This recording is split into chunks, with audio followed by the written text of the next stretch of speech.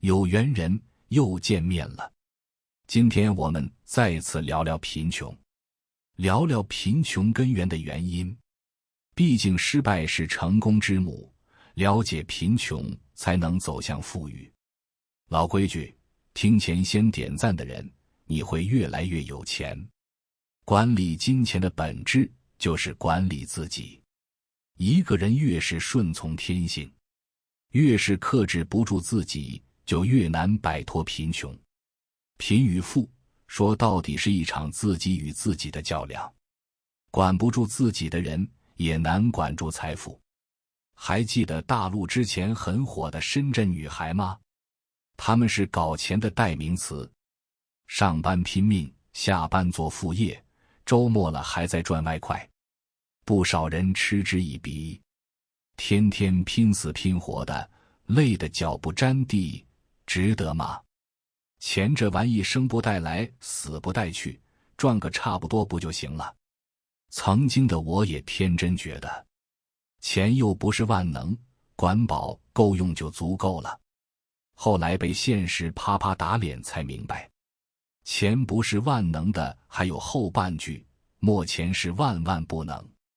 一个人最大的愚蠢，就是在赚钱这件事上选择了矫情。有些人是越穷越矫情，越矫情越穷。这世上从来没有赚钱不辛苦的活，也没有什么工作无需努力就能平步青云。一味嫌苦嫌累，并不会让生活轻松，反而会将自己推至更窘迫的境地。作家刘同刚进电视台工作时，同期一起进来的人都觉得来回跑发布会写稿太辛苦，不是嫌搬设备太累，就是嫌打扫现场的活太脏，觉得自己没必要折腾半天赚那几个钱，要么只是签个到，要么就借口推脱。一天下来，真正干活的时间不到6小时。但刘同每天忙着拍摄、剪辑、编辑、写策划，别人不愿意做的苦活、累活，他全都接下。每天工作近15个小时，仍然觉得自己做得不够。你说，他难道就没想过偷懒或懈怠吗？他想过，但是比起懈怠后的一无所有，他更想通过自己的努力让自己有份保障。安于舒适，便会死于贫穷。这世上绝大部分的底气是钱带来的，但这世上没有一分钱是得来容易的。想要生活不苦，就得吃赚钱的苦；想要在金钱上自足，就得在赚钱上拼命。收起矫情，藏起抱怨，在该赚钱的时候把钱赚够，比什么都重要。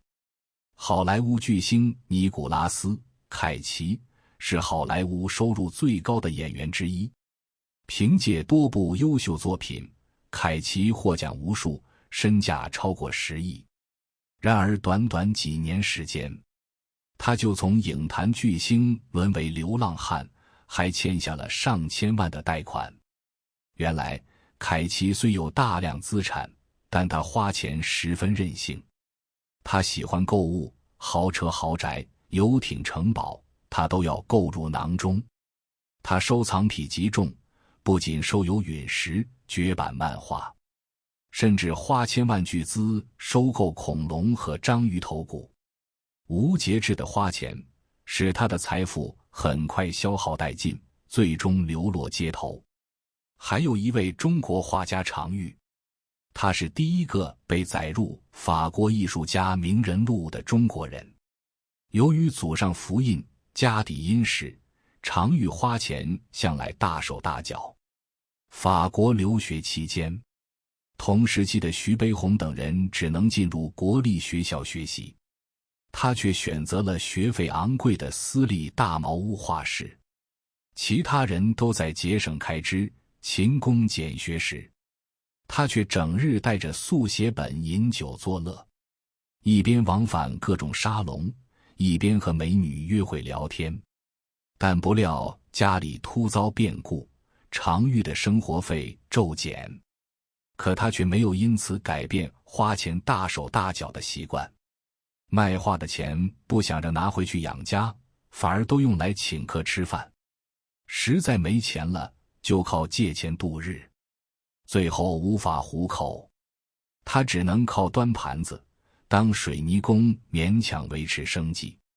他曾对好友谢景兰大发感慨：年轻时候有的是钱，却莫好好使用，现在需要钱，钱又不见了。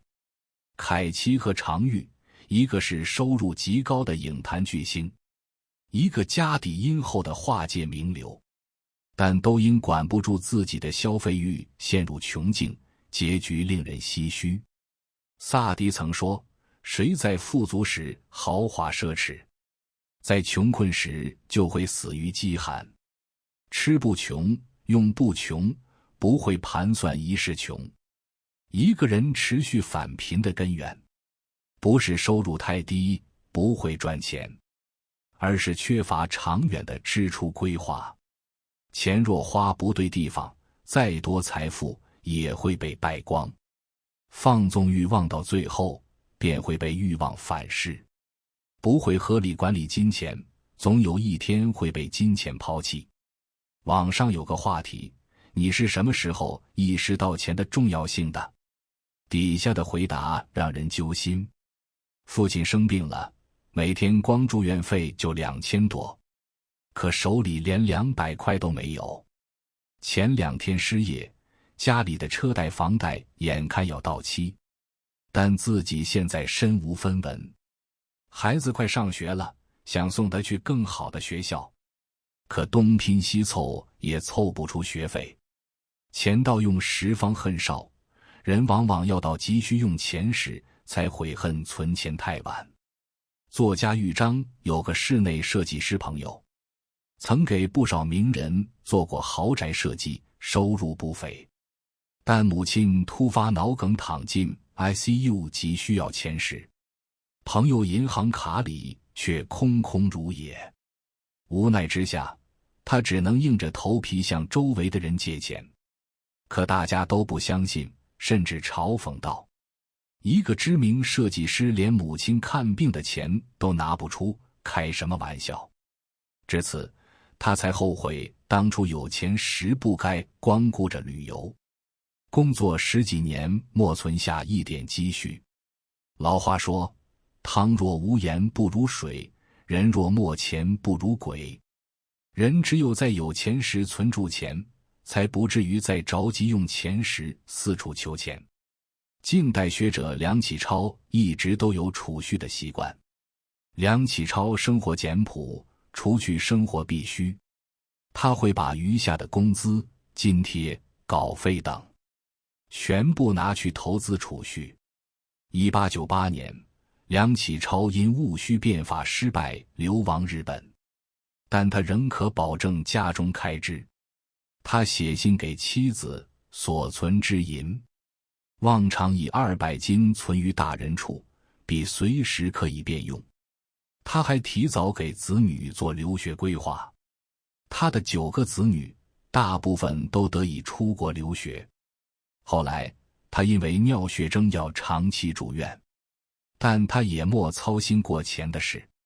芒格说，存钱的重要性不在于你有钱时多么幸福，而在于你没钱时多么难堪。这世上90%的困难需要靠钱来解决，剩下10%也要靠钱来缓解。存钱是我们一生的课题，你卡里的余额就是生活的根本。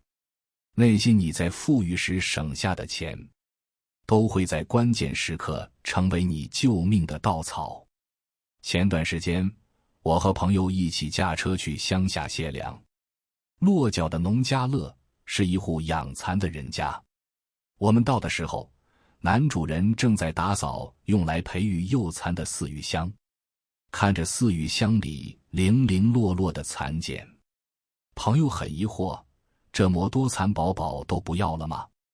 男主人叹了口气，答道：不是不要，只是这些幼虫已经被困死在了厚厚的蚕茧里，再也出不来了。原来蚕在结了茧后7到15天便会开始尝试破茧而出。有的蚕在挣扎过程中呼吸到了新鲜空气，会奋力冲破蚕茧的束缚，实现美丽的蜕变。而有的蚕挣扎几次莫能冲破蚕茧，便以为茧房就是世界的全貌，最后心甘情愿地待在里面，直到空气耗尽，窒息而亡。但其实，只要这些蚕能认识到茧房之外还有一个更大的世界，用力往外挣脱，就能重获新生。和这些蚕一样，很多时候，我们看似陷入了某种困境，其实不过是困在了自己的认知茧房里。这也是贫穷根源之一。认知水平越低，人越固执。曾在 NASA 供职12年的气象学家马修·谢伯德曾在 TED 有一段演讲：我犯过的最大错误是，我只看那些能支撑我想法的信息，从来不对任何相反的信息感兴趣。换句话说，我被自己的认知束缚住了。但偏偏你的认知半径决定了你能力的大小。人的认知半径越小，眼中的世界就越狭小。一位作家曾讲过这样一件事：一次，他跟公司某位同事交涉工作时，遇到了一个数据问题。对此，对方毫不犹豫：数据不正常肯定是设备故障的原因。基于多年的工作经验，清幽认为不该如此武断。数据不对不一定就是设备运行不正常的问题，也有可能是因为那时正好有工人在检修，还有其他很多不可控的因素。之后，他便去查了设备的检修记录，并指出了几个极具可能性的影响因素。然而，无论他是摆事实还是讲道理，对方依然认定就是设备故障的原因。面对如此固执的人，清幽气愤不已。但他很快便冷静下来，想明白了，一个人的认知水平决定了他的思维方式。就像他的这位同事在发现数据有误时，他的第一反应甚至唯一反应就是设备问题。不管你的证据有多充分，他的观点都不会改变，因为他的认知里根本没有其他看法。后来，清幽在回忆这件事的时候不禁感慨，一个人的认知水平越低，其想法就越单一，越缺乏判断力，人就会表现得越固执。是的，很多时候真正困住你的不是外界的束缚，而是认知的桎梏。正如作家周岭在《开启自我改变的原动力》中写的那样，人与人之间的根本差异是认知能力上的差异。有的人就算胸中自有沟壑，还会主动听取他人的意见，不断吸纳新的观念；而有的人固执己见，把别人的好言相劝当作过耳之风，最后只能困死在自己的认知茧房里。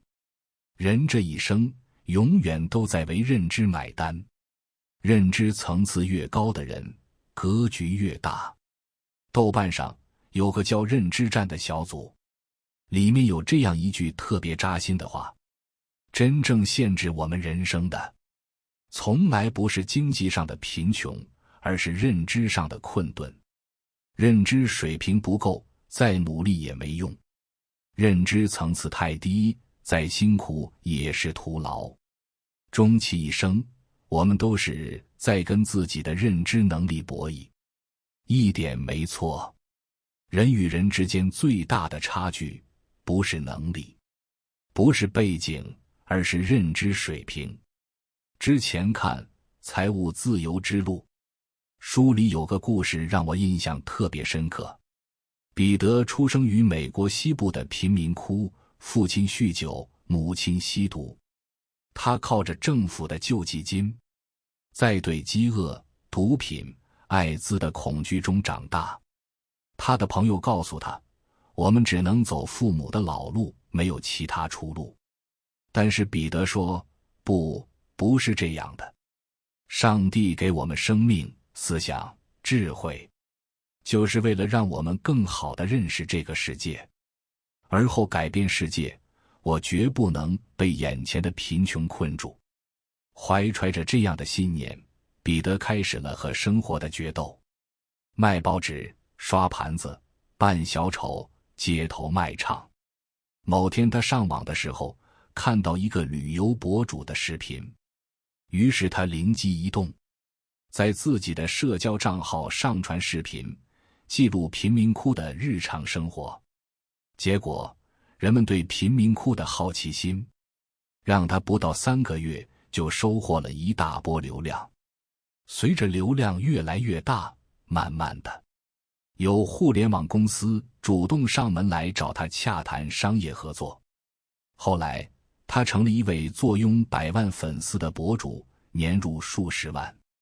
一个人的认知层次决定了他的人生结局。就像彼得，他没有像他的父母一样，因为贫穷就酗酒吸毒、自暴自弃，也没有像他朋友那样，出身不好就认定自己无法突破自己的圈层。相反，他坚信自己可以冲破贫穷的束缚，并处处寻找机会改变自己的生活。所以，尽管他和他的父母朋友都生活在贫民窟里，但最后却走出了云龙井蛙之别。一个人的认知能力就是他的人生上限。被誉为欧洲第一金钱教练的投资家博多·舍菲尔有句名言：深刻的变化发生于5个层次之上，其中最重要的就是改变自我的认知。困于认知者困于贫穷，升为认知者升级人生。那么，如何打破认知茧房，实现思维的跃升呢？一、从舒适区向困难区转变。社会学家把人的认知分成了3个区域：舒适区、拉伸区、困难区。真正厉害的人会不断从舒适区向困难区转变，通过大量阅读，与高层次的人交往，看不同领域里的专业人士的演讲等，向外打开自己的认知，再通过改进原有工作，驱动专业进步，进行多维度思考等，向内深化自己的思维。在这个过程中，认知区域的半径会不断扩大，原先的困难区会慢慢变成拉伸区，甚至是新的舒适区，从而使自己的思维边界得以拓宽，能更全面地看待问题。从被动学习向主动学习升级。我们大多数人习惯于被动学习与被动思考，在学校的时候跟着老师的教学计划走，工作以后在领导的指令下行动。但心理学家通过研究发现，人们通过主动学习认知到的内容的留存率远远高于被动学习。真正的改变都是由内向外发生的。我们应该转变自己的学习方式，从被动学习向主动学习升级。比如，多和高手讨论，常去实地实践，把自己学到的东西教授给他人等。只有直面自己的认知误差，通过主动学习提升自己的内容留存率，才能实现思维的跃升，摆脱自己把自己困死的僵局。见识一书中讲了一个很有意思的故事。2003年，谷歌在印度建了一个研究院，招了几个印度裔的顶尖科学家来主事，因为他们是最早一批进来的，资格最老，每次公司总部有新的项目，他们都有优先选择的机会。但是这也意味着他们之间会有竞争。为了拿到项目，他们开始花更多的时间去建立人脉，获取内部消息，打点关系。为此，不得不在印度和美国之间两头跑。拿到项目之后，他们又开始忙着招人、搭建团队、分配资源。看着很风光，但是他们自己本来研究的项目却没有多少心思去做了。几年之后，别的研发团队突飞猛进，但是他们却没有做出像样的成果。他们在谷歌的职位迟迟没有上升，反而是很多晚辈后来者居上，成了他们的上司。等他们回过神来的时候，再奋起直追已经来不及了，最终慢慢成了谷歌的边缘人。作家布鲁斯说，在所有安排时间的原则里，最基本的莫过于集中精力，专心致志。凡是想获得成就和财富的人，都应该异常谨慎地珍惜和支配自己的时间。多为少善，不如执一。学会取舍，把有限的精力集中在一件事上，才能事情做好。作家和菜头有一位朋友从事艺术品投资，他每天80%的时间都在做艺术品的相关研究，不是在研究交易记录，就是反复研读艺术史书籍。对于很多关键信息，他会在几个月内反复阅读10几遍，一再思考背后究竟隐藏了什么规律。但是这个人在生活里几乎是个小白，很多常识都不知道，娱乐八卦更是完全不关注，为此经常被大家调侃。但是他却不以为意，而且也不会花时间去思考艺术品之外的事情。这样做的结果就是，他对艺术品市场判断精准，每次投资几乎不会失手。和菜头说，我没见过什么一法通、万法通的杂家，极致的专注才能带来智慧和远见。那些真正在行业里站到金字塔顶端的人，都是用心一处，极度珍惜自己认知带宽的人，把心思放在一个点上，戒掉杂念，戒除他念，全力突破，一个人才有成事的可能。美国知名作家卡罗琳·弗兰曾说，每个人的认知带宽是有限的，因此我们必须把有限的带宽用在刀刃上。如果你有太多的事情要做，就得牺牲一些东西。学会管理认知带宽，是每个成年人的必修课。不要用摘西瓜的时间去捡芝麻。吴军博士曾说过一个形象的比喻，眼里只有芝麻，被芝麻占据了大量时间，就没有时间去摘西瓜。所以，把精力放在摘西瓜上，才是我们需要去做的事情。芝麻是杂事、小事，西瓜才是真正能改变人生的大事。日常工作和生活中，把自己要做的事情全部列在纸上，然后分出优先级。对于重要而紧急的事，要腾出大量的完整时间，立刻行动，以求取到一个好的效果。对那些重要不紧急的事情，可以制定计划，慢慢去做。而对于那些紧急但是不重要的事情，可以授权给别人去做。不重要也不紧急的事情，就一定不要去做。只有这样，才能厘清日常任务的主次，合理分配自己的认知带宽。如果你太喜欢花钱，那注定赚不到钱。作家许吉说过一个很有意思的现象，越是赚到大钱的人，越不喜欢花钱。吉利的李书福很少穿500块钱以上的衣服，娃哈哈的宗庆后一年的消费不会超过5万块钱。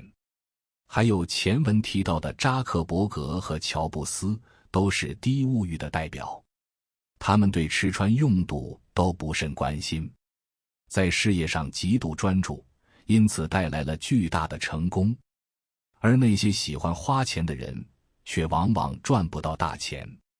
他们的认知带宽都被消费和欲望占据，天天想的是去哪里吃、哪里喝、哪里玩。对于真正需要专注的大事，自然无法做出提升。诸葛亮说：淡泊明志，宁静致远。一个人放弃了物质上的享受，才能真正明晰自己的志向，完成自己的志向。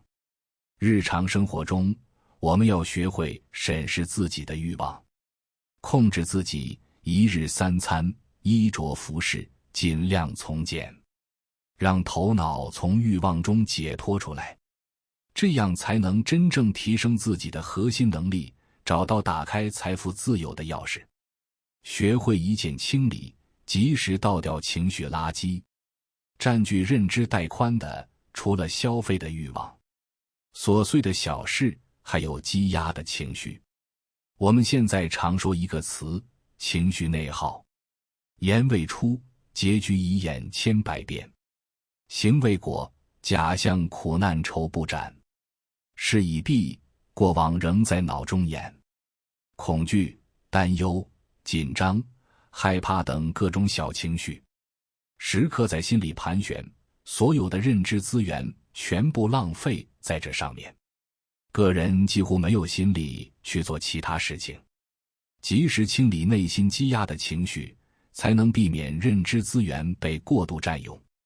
心理科普作家吴大大曾提出3点清理情绪垃圾的方法，提升自身认知水平，学会从不同角度看到问题，在思维层面消化情绪，保持倾诉欲，学会向朋友倾诉，听听不同的声音，让自己保持理性平和，学会表达性写作，把自己的负面情绪写下来，和自己的内心对话，有助于释放情绪。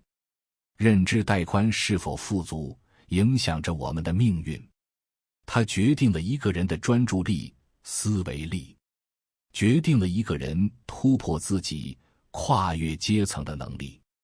贫穷的根源有很多，但是你只需要戒骄戒躁，不封闭，保持好心态，财源自然会到来。有缘人，感谢你听到这里。如果你感受到了收获，请订阅这个频道，我会持续为你分享和传递智慧。如果你有所感悟，欢迎在评论区留言，与大家一起交流你的心得。期待我们下次缘分的遇见。